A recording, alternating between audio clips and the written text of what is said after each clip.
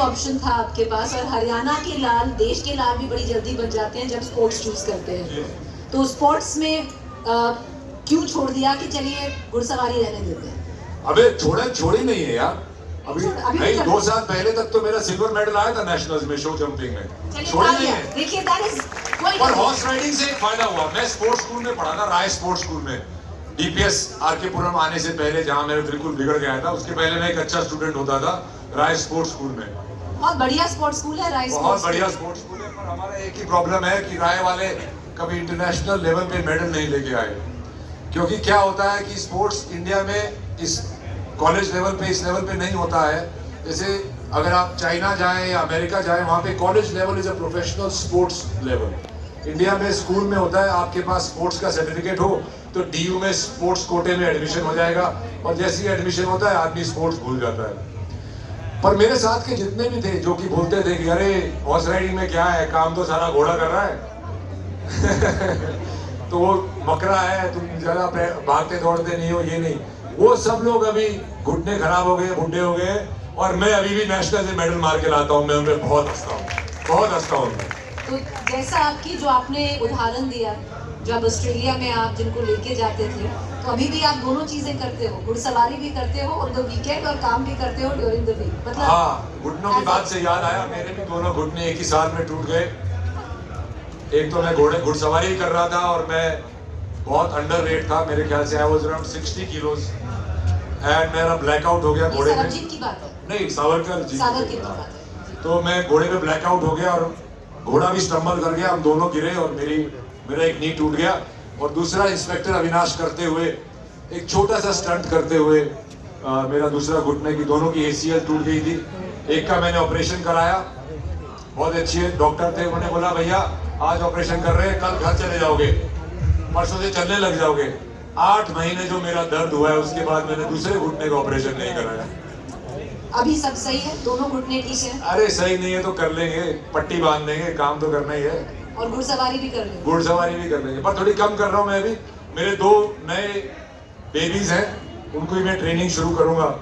तो मेरे फादर मना करते हैं कि भैया ये नए घोड़ों पे मत बैठ, पर पिताजी की सुनते तो एक्टर भी नहीं बनते। क्या बनते हैं? पिताजी की सुनते तो क्या बनते?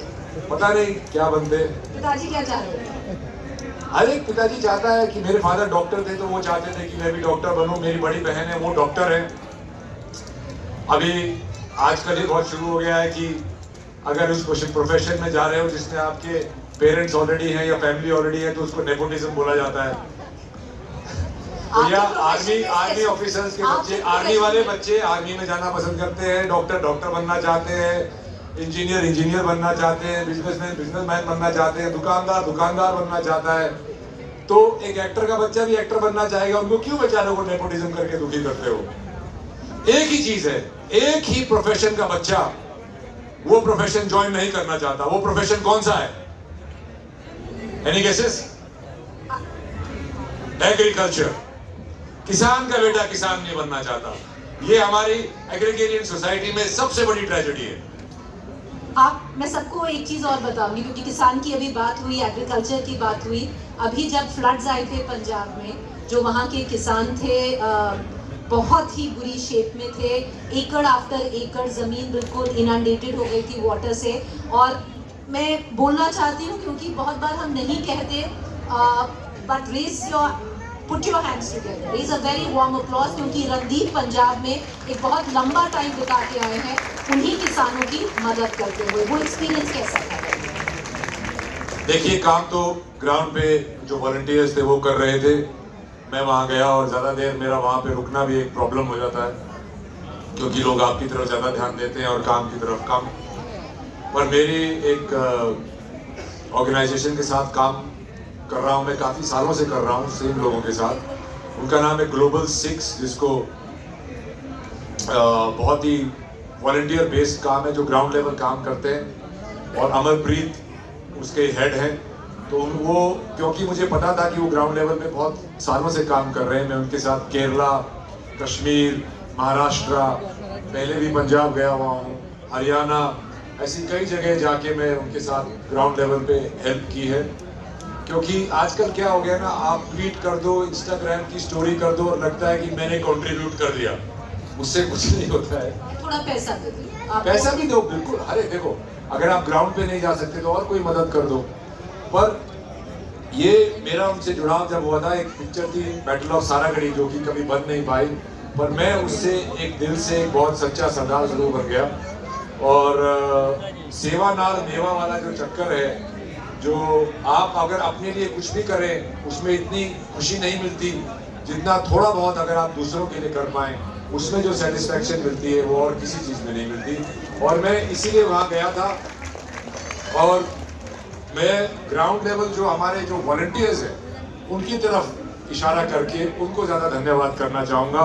मेरे ज़रिए एक अवेयरनेस पहुँची, वहाँ पे लोगों ने का ज़्यादा ध्यान दिया, ज़्यादा ध्यान गया, उसमें मेरा एक कंट्रीब्यूशन रहा है। और जितना मैं कर पाता हूँ मैं करता हूँ, और सभी को करना चाहिए यार, सभी को करना चाहिए। That I agree. It's nothing special, सभी को करना चाहिए। Whatever little we all can do, we must do. I agree. और आप थोड़े जाट से थोड़े जट हो गए ये करते करते। नहीं देखिए क्या हुआ था कि बैटल ऑफ सारागढ़ी राजकुमार संतोषी जी बना रहे थे। उस वक्त ये था कि चलो गाड़ी वाड़ी लगा के अब भी जाके शूटिंग करके सरदार बन के कर देंगे। तो मैं गोल्डन टेम्पल चला गया पहली बारी। तो वो पूरी देश के लिए, हमारे समाज के लिए, हमारे कल्चर के लिए जो दी है, वो देख के मैं बहुत भावुक हो गया। और जब मैं ग्रंथ साहब के पास पहुंचा वो करते करते, तो मैंने वहां कसम खाई कि बाबा तेरे सिखों ने इतना बलिदान दिया है, मैं इतना करूंगा कि मैं आज से अंदर से सच्चा सिख बनूंगा और मैं अपने केश नहीं काटूंगा जब तक ये पिक्चर अपने अंजाम तक ना पहुंच जाए। तो 3 साल तक मैंने कोई काम नहीं किया, बाल भी नहीं काटे, बाल नहीं काटे। और मैं जब मैंने काटने पड़े एक्सट्रैक्शन के लिए, तब भी मेरा काटने का बिल्कुल मन नहीं था। और फिर मैं गुरुद्वारा गया, मैंने बाबा से माफी मांगी कि बाबा मैंने अपनी तरफ से पूरा जोर लगा लिया, पर मुझे लगता है इस प्रोजेक्ट में सिर्फ मैं ही एक सरदार हूँ, बाकी कोई नहीं। प्रदीप, आपकी जो करियर ट्रैजेक्टरी रही है बहुत अनयूजुअल रही है। वो आपने खुद भी बोला है, राइट फ्रॉम द बिगिनिंग। एक रोहतक का जाट जो गया ऑस्ट्रेलिया, फिर जब बॉम्बे आया थिएटर, अनयूजुअल चॉइस है। Usually one would look at big ticket projects, सीधा बॉलीवुड में। चॉइस ऑफ फिल्म्स बहुत unusual, under the tutelage of Naseer साहब। और अब पूरी जो आपकी ट्रैजेक्टरी रही है, बिगिनिंग वहाँ से क्यों की? देखिए, मेरे पिताजी को और पेरेंट्स को मैंने पहली बार बताया था मन से कि मैं एक्टर बनूंगा, तो मैंने ऑस्ट्रेलिया से फोन पे बताया था, क्योंकि मैं फर्स्ट ईयर में फेल हो गया। मैंने बोला नहीं, जाट बुद्धि है, रहने दे। नहीं, तो मैं बोला पापा यहाँ पे ना बहुत हमारे साथ तो रह ले। फिर जब मैं वहां से डिग्री करके वापस आया और मैंने उनको बताया कि देखिए, और मेरे को जॉब भी लग गई थी, वो जॉब जो मैं कभी करने वाला नहीं था। क्या जॉब थी वो एक एयरलाइन के मार्केटिंग डिपार्टमेंट में जॉब थी, सेल्स डिपार्टमेंट में। तो मैंने उनसे बताया उनको कि पापा मम्मी बैठो, मैं ना एक्टर बनना चाहता हूँ प्रोफेशनली, बुढ़ापे में हमारे ऊपर बोझ मत बनना। ऑनेस्ट। तो मैं बोला पापा कभी नहीं बनूंगा। तब से मैंने आज तक उनसे कभी एक आना नहीं लिया और ना ही लेना चाहता हूँ। इनफैक्ट मैं तो उनको घुमाना चाहता हूँ, फिराना चाहता हूँ, अच्छी लाइफ देना चाहता हूँ। पर ये उनकी रिक्वेस्ट थी। हर एक पेरेंट्स के दिल में यही आता है कि यार ये कर पाएगा नहीं कर पाएगा, हम तो किसी को जानते नहीं है, कोई है नहीं वहां पे। पर वही था, आपको कहीं ना कहीं थोड़ा सा फूल हार्डी भी होना चाहिए, अड़ियल होना चाहिए कि मैं करूँगा, देखी जाएगी। और ये जब मैं ईगो बहुत ही नाजुक होती है, तो जिस तरीके से एप्पल को एप्पल बुलाना, स्पेड को स्पेड बुलाना जो हमारी आदत है, वो किसी से हजम नहीं हुई। वो तो दिखता बहुत अच्छा है पर मुंह खोलते ही लड्डू टपके। तो लैंग्वेज भी ठीक करी। एक एटीट्यूड होता है, जा जाके लोगों को बताना नहीं कि भैया ये ऐसा करने से थोड़ा बेटर हो जाता।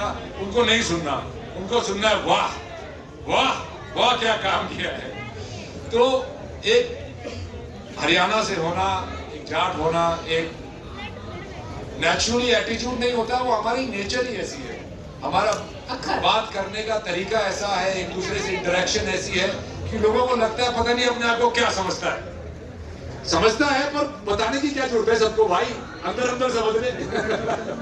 बड़ा चौधरी बन रहा है। हाँ, चौधरी बन रहा है। तो वो चीज जाने में ही इतने साल निकल गए कि करियर तो अपने आप डिफरेंट होना था।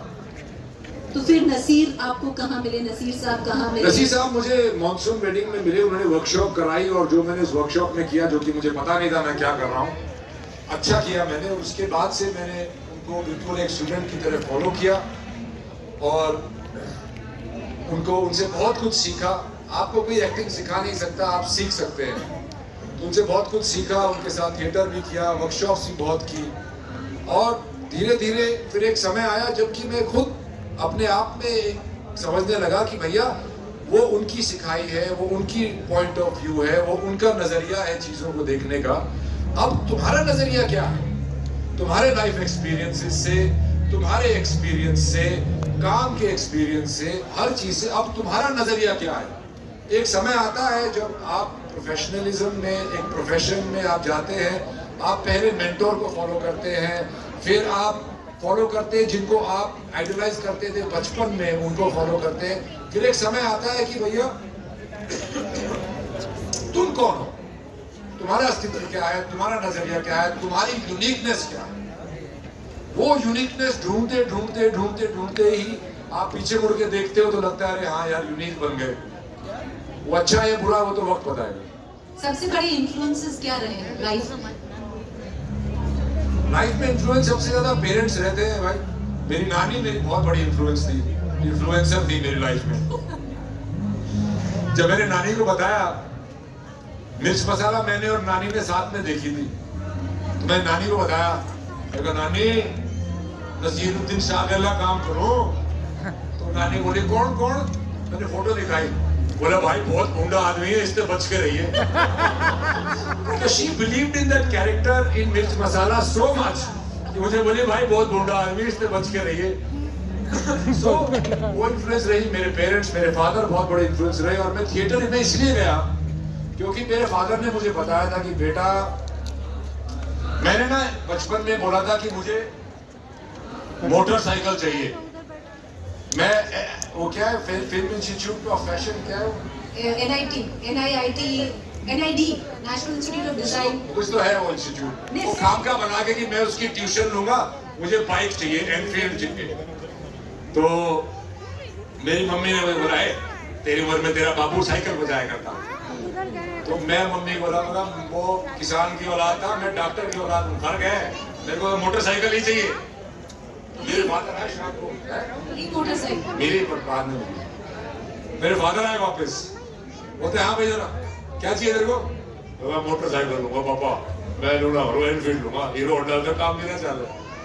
तो उन्होंने मुझे बताया कि बेटा मैं सर्जन हूँ, पर मैं एक्चुअली में ग्लोरीफाइड लेबरर हूँ। मैं अपने हाथों से काम करता हूँ और मुझे ये काम बहुत सालों की पढ़ाई और प्रैक्टिस के बाद सीखने में आया है। तो बाइक तो ले ले, और तू जो भी काम करे पहले वो काम सीखना, दूसरों पे डिपेंडेंट मत रहना। इसीलिए मैं मॉनसून वेडिंग के बाद बहुत सारी फिल्में करने की बजाय मैं थिएटर में घुस गया, जहां पे आपको 250 रुपए पर शो मिलते थे, पर मुझे काम सीखने को मिल रहा था। और काम सीखने से ज्यादा ये मुझे लग रहा था कि मैं ये काम कर सकता हूँ।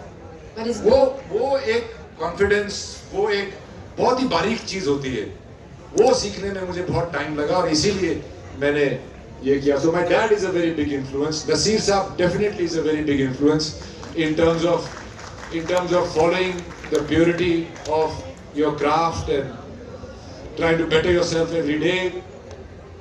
And then of course a lot of directors have shaped me that I've worked with, a lot of co-actors have shaped me, a lot of friends have shaped me, a lot of influences, a lot of films influence you.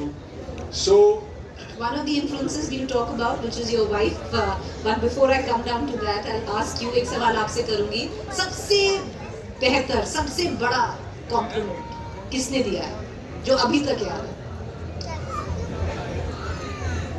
सबसे बड़ा complement वो भी हो सकते हैं अगर नहीं, एक ही बहुत है। एक्चुअली वो भी एक रीजन था कि मैं थिएटर करने गया। मॉनसून वेडिंग की आफ्टर पार्टी चल रही थी, हमने लियोनो डोरो अवार्ड जीता था वेनिस फिल्म फेस्टिवल में, और वहां पे मैं भी था पार्टी में, थोड़ा 2-4 ड्रिंक भी रखी थी, डांस कर रहे थे, तो थक थका के साइड अकेले डांस कर रहे हैं। अरे नहीं, ठीक है। इटालियन बहुत सेक्सी लड़कियां थी आसपास, ऐसी बात नहीं है। तो हम डांस वांस कर रहे थे, तो मैं आके बैठा और वहां पे फिल्म का एक डिस्ट्रीब्यूटर बैठा था, और ऐसे ही हेलो हाय में बात शुरू हुई, तो उसने लीन इन करके बोला, you know in the film you were the only one who was not acting. पर मुझे पता नहीं था उस वक्त, मैं ना किसी को बताया ना कुछ, यार मुझे तो एक्टिंग नहीं आती। तो बीबी इसको लग गया कि मेरे को नहीं आती। आज अगर कोई मुझे बोले that you were not acting, I would take it as a compliment. But that 23-year-old boy hid it from the world and felt that I don't know how to do my job, and that's why I spent 4 years in acting and not doing any film work to learn my job. So that was my biggest compliment, and it really shaped the way forward. And all those things, like even in Extraction, I was offered 2 roles. One was of Saju, which I did, and the other one was of antagonist, which very beautifully done by Piyanshu Bewley. तो उस वक्त मुझे क्या लग रहा था जब मेरे पास वो रोल आया, एक तो मैं दाढ़ी काटने को तैयार नहीं था, but that's besides the point. पर वो देख के मुझे लगा कि यार फॉरेन की पिक्चरों में एक इंडियन मेल का, फीमेल का तो अलग होता है, एक इंडियन मेल का रोल क्या होता है?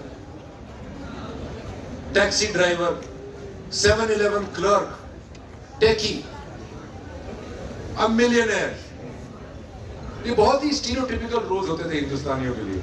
मगर मैं तो ये करूंगा, मार पिटाई वाला रोल करूंगा, क्योंकि ऐसा क्या है, हमारी क्या आर्म फोर्सेस नहीं है क्या, हमारे वॉर नहीं हुए, हमारा ही नहीं हुआ।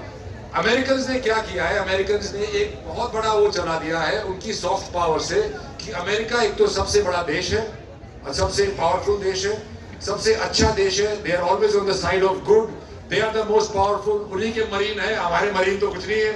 तो ऐसा है कि उन्होंने एक इमेजिंग बना रखा है, तो वो तोड़ना बहुत जरूरी है। हालांकि अमेरिका वर्ल्ड का सबसे पावरफुल देश लोग बोलते हैं, पर वियतनाम ने उनको पीटा, अफगानिस्तान में उनको पीटा, it took $2 trillion and countless lives to replace Taliban by Taliban.